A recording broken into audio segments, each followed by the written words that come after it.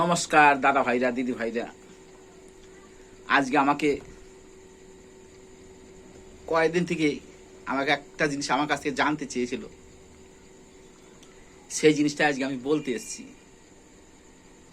এইটাই জানতে চেয়েছে, বলছে বাবলুদা আপনার গানের ভিডিওগুলো খুব সুন্দর, গানের ভিডিও নিয়ে আসেন, কিন্তু আপনি তো একটু এক জায়গাতে, আপনার ভিডিওগুলো এক জায়গাতে হয়ে যাচ্ছে। তাদের উদ্দেশ্যে বলি, আমি একজন প্রাইভেট কোম্পানিতে কাজ করি, বাতাসা ফ্যাক্টরিতে। আমার সকাল 6টা থেকে সন্ধ্যে 6টা অবধি ডিউটি, আমার 12 ঘন্টার ডিউটি।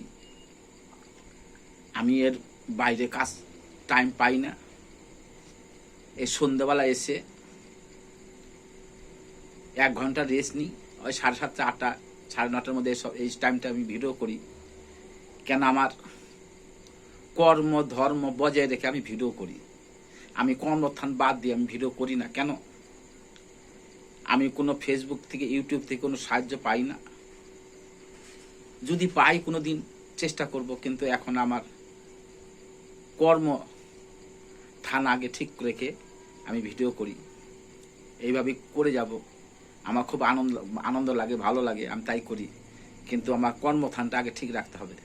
কোনোদিন যদি ফেসবুক ইউটিউব আমাকে সহযোগিতা করে, তখন বাইরে ভিডিও দেওয়ার চেষ্টা করব। কিন্তু আমাকে 12 ঘন্টা ডিউটি দিতে হয়। আমি এর মধ্যে আর টাইম পাই না।